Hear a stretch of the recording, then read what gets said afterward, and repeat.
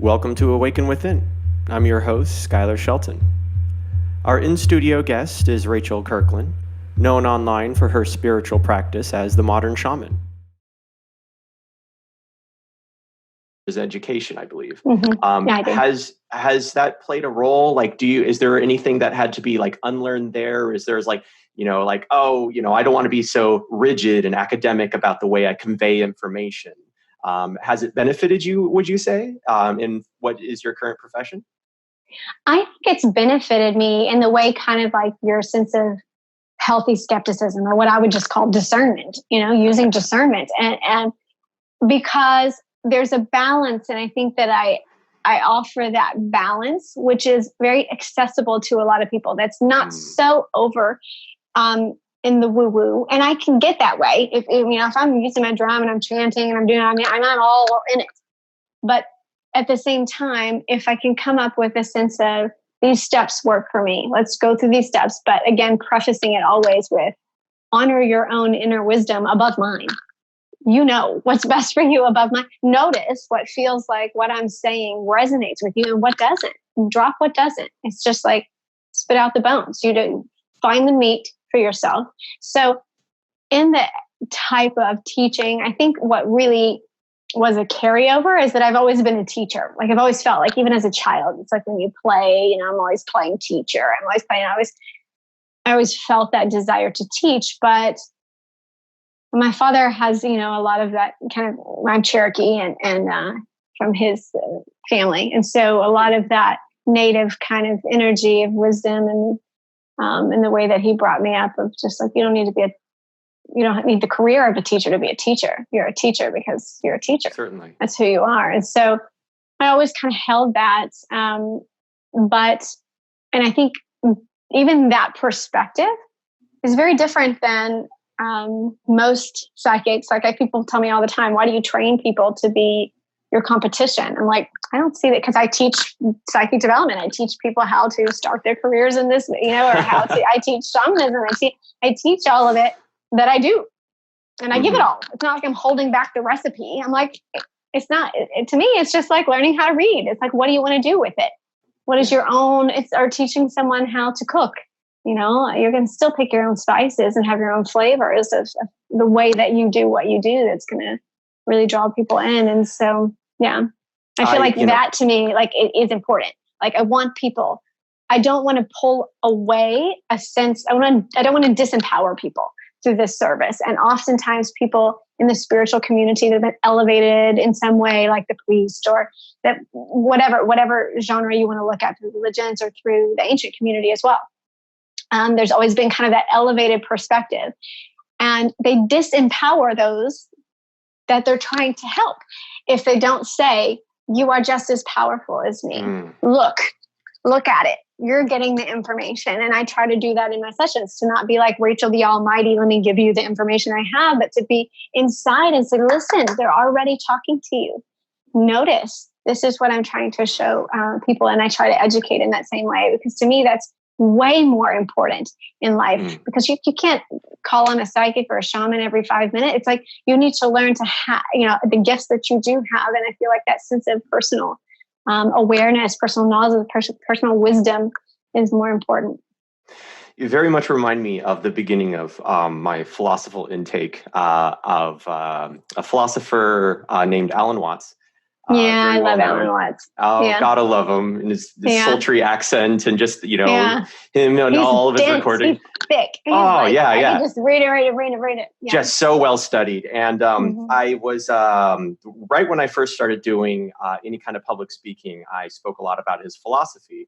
And I tried to. Someone said, "Can you boil all of his philosophy down into just one quick question?" And I said, "I'll try." And you reminded me of that. Do you trust life or not? And I feel like almost as if that is, it comes back to someone asked me, beautiful. If you trust life, then you allow energy to flow. You allow energy to flow in others. And I feel like a lot of what you're doing is healing what, in a church one time, they asked me, what do you think the original sin is? What do you think all brokenness comes from? And I think it's the belief in separation. Yes. That is where we become separated from ourselves. that's where the discovery of the word atonement, of like, well, how do you atone? Well, atonement, if you spelled out at one-ment.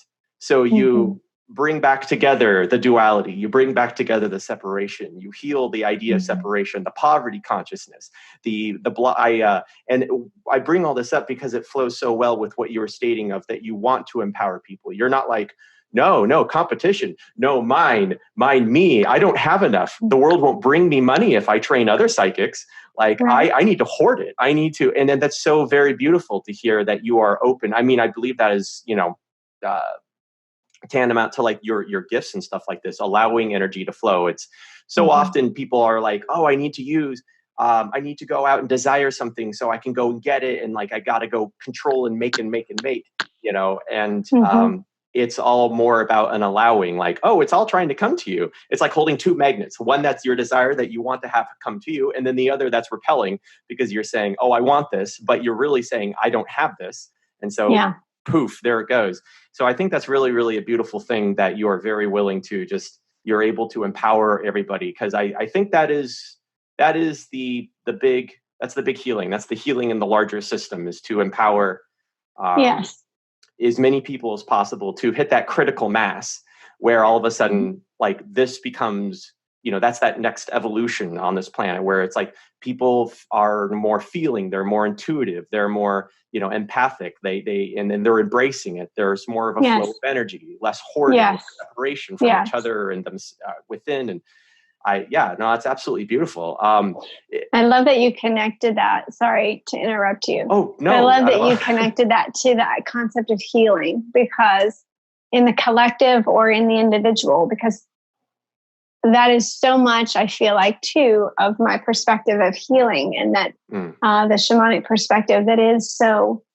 at one, or bringing that sense of unity and non-dualistic experience of healing, which is missing in so much of our current realms of medicine. Even in psychology, there's a sense of like, let's process it outside of you, or let's or even people just feeling disempowered by the process, like doctors aren't listening to them, or they're too busy and they don't feel like a person, they feel like a number in the process, or like the pill is out here and then I try to like make it through my body to have this, and I try to align with believing that this is healing me. Or even given a scary diagnosis, so many people just they have more PTSD trauma that they're storing in their body from hearing that diagnosis of something that is incurable.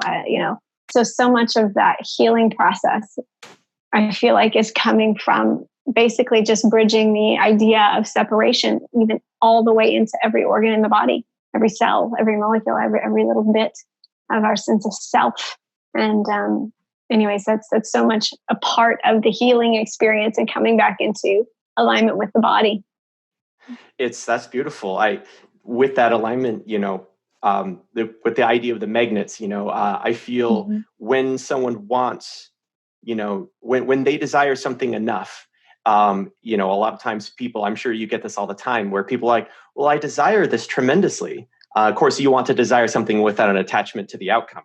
But when someone desires it, it's yes, you do have this desire, but perhaps you have this other desire that you're attached to a comfort level of suffering or something like this. And so that's why you kind of bring this up.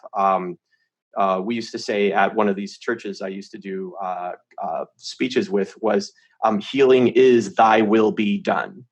And that is that healing that you get when you desire this more than whatever you're benefiting from in some way, to hold on to the trauma, to hold on to that separation, that dualistic nature in which, we're all bred into from the beginning of our being raised.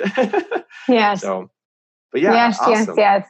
The imagery, like when you were saying that about healing, it's like I get the imagery of this like big open arm, like, yes, heal me, heal me, versus like, heal me, where you're grabbing and the energy, the emotional energy that is completely different in those two, the same words, but two different expressions of how the healing takes place. And that's so true. And that's the same can be said in terms of like thy will be done with that's kind of the prayer too with every session, or having a sense of like letting it flow through, letting it be whatever is relevant for that person. And it's typically something that, you know, is absolutely shattering to me. Like I would never come up with it, or I would never, or I would be too embarrassed to do it, or I can't even tell you how many stories I've had from just like, I'm embarrassed to even say what I see. And yet I say it anyways, because that's what spirit is showing, or that's what they're saying. And then they're like, just tears, like, oh my God, that's been my childhood, my reoccurring dream, whether it's super out there, like a shark attack and they lose 2 legs and eye is drooping. I'm like, okay, this is what I'm getting. And they're like, oh, that's been my reoccurring childhood fear. And I've had these dreams. And so I'm like, okay now. But it's, you know, it's never in our academic like way of, it's just, it always seems like something that is kind of beyond, and letting the will just flow through, and having this sense of availability to that. That's the healing. That's all of it. You touched upon something right now, in the practicality of being someone who has the gifts you have. You know, you were stating earlier, like, look at me, I got a normal family, I got kids, I got like, look at, I'm living a life. So I'm very curious. So this is something I always like to ask people who have very like perhaps unusual talents or unusual professions. You mentioned, you know, you have to use discernment when you see something, when you feel something. Probably you often do out in the wild, you know, outside of like a dedicated session or something like that. So I'm always curious to ask people that have such intuitive psychic abilities, how does it affect your dating life? How does it affect your relationship life? You know what I mean? How do you know? I didn't expect that question. Oh, that's funny. When you not say something, when you say something, like, I mean, I have to imagine that's a very wild experience on both sides. Like, do you get together with other shamans? Like, have you ever, like, I'm so very, very curious about how that kind of experience is, the uniqueness of it. It's ongoing, just like every relational interaction. You're always learning and trying to be better with the way that you handle yourself. And I think, I've handled it differently in different relationships. I've handled it differently as a child than I do as an adult. So just maturing and learning, hey, not wise to check in on them and remote view on them all the time. I think when I was a teenager and a kid, I used to remote view and check in on people all the time that I was dating. And be like, are they telling the truth? And you know, are they really at that party they said? Are they really not with so-and-so? I'd remote view, I'd check it out. And then I got like, you know what? That's not really good psychic ethics. And I don't know if I would be okay if somebody was doing that to me. And so just maturing through that kind of I think that's a young way of dealing with gifts. You know, I've always loved that movie About Time. Have you ever seen that movie? Oh God, you got to check it out. Well, I can't make the reference now, but anyways, the normalcy of the psychic life. I love the normalcy of that because it makes it so much more human and approachable versus like so many of the sci-fi stuff that, you know, we're like laying in a pool of water and we can't like, it's just creepy. They like amp up the creep, but that movie About Time is very unsensationalized in the experience. And I love how in the end, he uses his gifts like just for a sense of like better interaction in life. And I feel like that's kind of what I do now. I used to, when my children were born, when they would have like night terrors or something that they couldn't communicate, I would like go in and I want to see what's causing the night terror. So I would go into their dream space and want to see what the dream and then they were so terrifying. I was like, I don't think I want to know this information. I don't want to, it would be like a past life. That was an example of my middle child where he was extremely tortured. He was a spy and he was like, and we've had so many experiences and most of our history is very traumatic and brutal on this earth, like just brutal life. It was difficult for many ways. And, then living with the emotional residue of that knowledge was heavier than not knowing. And so then I began to kind of go into the space of like, all right, in all my relational dynamics, what is useful versus what I'm capable and I have access to this information, but what is really useful for this relationship? What seems like it's helpful and helpful to them in their own sense of validating their free will and honoring that and honoring what they ask. So now I ask. It's one of my strong psychic ethics, and I teach this in all my classes, that I ask verbal permission before I connect with anyone or go into their body, like in a direct. I get information that's just like waves. If people are angry, anybody gets that, right? You can tell when someone's angry at the supermarket when they're like, they're going. I mean, we get interaction because we're living and breathing in a sea of energy all the time. So we're getting this, but I'm not using my gifts in a very directed way with a sense of precision unless I ask permission. So, like the current guy that I'm dating, I asked him before if he's okay with that. He said, no, I don't want you going in. So I never have. It's been about 10 months. I've never gone in. Even when he got in a car accident, I was like, please let me go into your body. Let me check your organs. Let me just make sure you're okay. Make sure there's no puncture or anything. He's like, nope, don't do it. I want you finding anything else. That's usually the case. No, but I think it's more, I've learned in my sense of growth that a lot of times it's more supportive for the trust in the relationship to develop that than it is to go around what they're asking you to do. So that's where I'm at now.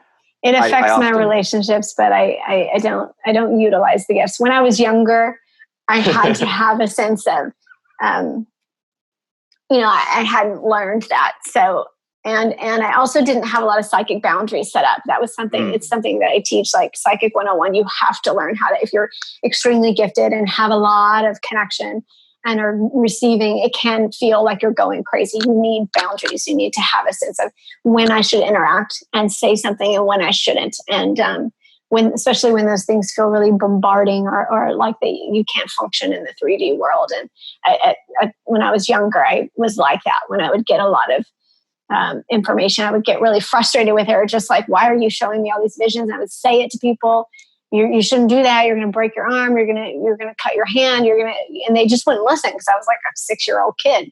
They didn't listen. So then I would just get really frustrated, or walking to school and I would feel like every house, like if a certain house had like child abuse going on or someone was getting a divorce, I would see like the scenes of this stuff and I'm like, oh God.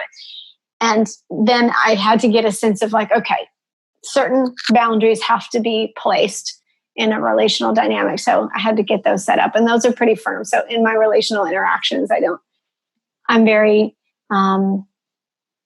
proactive instead of reactive now. I really appreciate that. I oftentimes say in any kind of relationship coaching that all boundaries are self boundaries. Like all boundaries are for boundaries within the self that you're setting up. What would I do? What would I not? And I have to imagine a lot of people, especially younger people who are realizing that they have these gifts, very tempting, a lot of responsibility. With great power comes great responsibility, right? Yes, absolutely. I love that. Peter Parker. Yes. Awesome.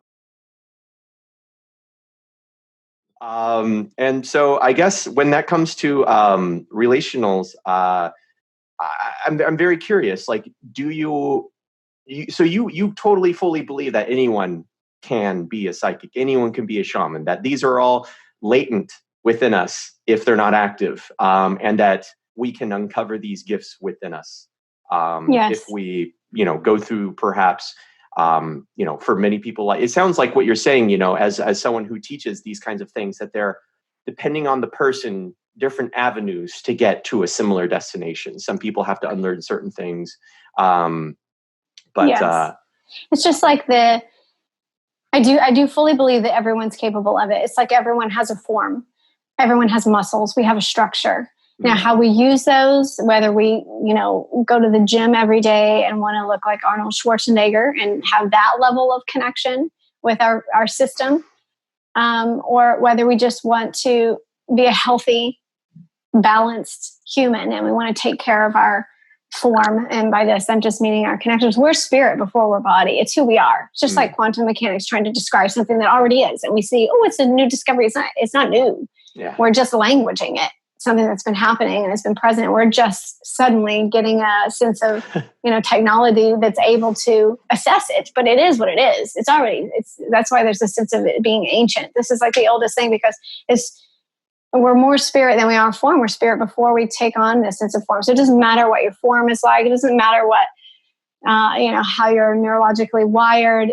It's there. It is what it is. This is part of the human experience, is putting soul into form and trying to integrate that and to learn that. So just like, there's a sense of health, keeping our bodies healthy, watching when we eat, using the muscles that we have, otherwise they atrophy, right? Yeah. It's the same with the psychic senses, and the same with our sense of giftedness. There are 6 traditional psychic senses that were outlined when they first kind of started getting into parapsychology and started developing programs that were funded and government programs. They identified out the traditional 6, which are clairvoyant, clairsentient, clairaudient, claircognizant, claircentrist, smell, and clairgustant, which is taste. But the traditional ones, just like learners, how you say there's people that are more kinesthetic learners, more visual learners, more auditory learners, the same type of experience of leaning and having a more dominant psychic sense. Some people are more visual. They're drawn towards visual experiences, art, and learning through visual, like having them draw it out for them, and then they understand it. Those people are typically more clairvoyant. They receive information through the realm of imagery and the dream space, and having a sense of vision with it. Their mind works that way in more harmony with their non-physical interaction. Some people are more clairaudient. So this is the ones that can read a book or listen to a podcast and know the information. It's the same type of learning, but it is internal and validated from a sense of, a lot of times they've been having conversations with themselves their whole life. They've just never tried to sit down and do a character analysis of who they're talking to or who's speaking or what like I shared earlier, what does that language actually sound like? Or have you had it back and forth? Have you said, yeah. who are you? Yeah. Have you opened that? So, yeah, I do believe everybody is absolutely, there's nothing special about that. Yet some people, are Olympic athletes and they use their body in a way that has a lot of precision and training to it. And some that's not useful for, they don't have a desire for that. And they just want to live a happy, healthy life. And so, but there is a form, I think, that's relevant for everyone of just integration, of just having integration with the non-physical realm, not feeling fearful when something comes out. Like I feel an energy around me and just wanting to run, like when you're a kid. That's the most common kid experience, is like knowing someone's there, but you don't see anyone there. That's the experience of clairsentience, like feeling energy that's not physical. And yet not having a sense of control over that, I feel like leaves people feeling really fearful or in a realm of like needing to go to somebody else to tell them, versus like, okay, well, let's learn some boundaries. Let's learn some basics here. They give you a sense of integration with the world that you already live in. You're already a part of this energy world. So let's just learn how to swim when you're already a fish. You know what I'm saying? That's beautiful. And I like the precision in that. Like to find any level of precision in what is so commonly seen as an imprecise, scientifically unreproducible, is, a lot of times it's like, hey, knock twice if you're my higher self talking to me. Because I to have a little bit more precision than just that. So I think that brings us to near the end here. I have to imagine that anyone who's heard that would probably be very interested in reaching out, perhaps even taking a look at what it is that you have to offer. Where would be the best place for people to perhaps sign up for a class or check you out further in your material? It's all online. So I just always send people to my website, and that's themodernshaman.net. So if you go to themodernshaman.net, on there, each little tab, like there's a tab for sessions, there's a tab for online learning, which is pretty much all online now with the quarantine, that, so people can kind of download and move at their pace in terms of the video modules. But that's all available there. I'm starting back up touring. I say that kind of, I had a big touring schedule, and then with COVID, everything kind of went crazy. So, but I think I'm starting back up. We'll see what that happens. But all of that is online, themodernshaman.net. And really, I have a lot of free content, free resources on YouTube. I have a YouTube channel where people just send in their questions and answers. And I do live streaming on Facebook. I try to do it every other Friday where people just send in questions. It's not readings. I don't do readings like that for people where I don't really believe in panel readings. I don't like reading for other people, like to put on a show for other people to watch somebody else's trauma. I don't really like that. So I don't do those kind of things. But I do, but I just share like this in a conversation of like anything that may be relevant of what's on their heart.